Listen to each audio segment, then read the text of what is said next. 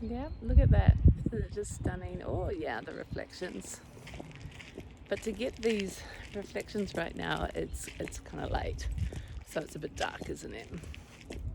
But what I love about sharing these moments with you is I get to talk about my passion too for the present moment and how nature inspires that in so many people to look at something and see the beauty in it. You're naturally present to it.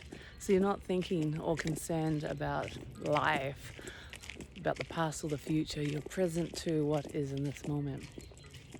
So nature becomes a training ground to actually help us be present and to recognize the beauty of what is.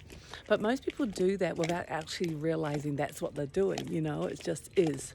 And so it's kind of like just something that they do, and it's called nature. It's called being in the woods, and I love being in the woods, but they don't know why they love being in the woods. They don't know why it's inspiring them so much or causing so much happiness or contentment, that they don't investigate themselves as human beings and see what is really going on in them. And then what they give up and what they start to do to lose that connection. And if you investigated that, you'll realize that what you give up is your peace and your connectedness. And what you start to do is think, worry, be caught in time, worrying about what's happened, worrying about what's going to happen. And you fall back into believing that's very important. And I used to think, because I was no longer a child and I was an adult, I had to do that. It was important for an adult to worry, because that's what adults did. We had to look after things. We had to worry about things. We had to work out our lives. And as an adult, I now was responsible. And if I wasn't responsible, I had responsibilities. There's a difference.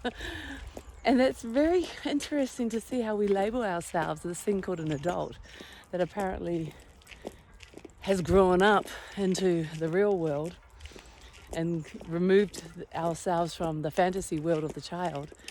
And somehow we're grown up and better because we're now thinking, worrying, and absolutely forgotten the connection to the present moment, which children are usually very connected to.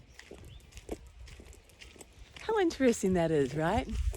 So that was that was my story, that was my narrative running in my head very proudly. And can you see that for yourself? What's your story? Why do you think it's absolutely necessary to think? Who are you and why do you think that?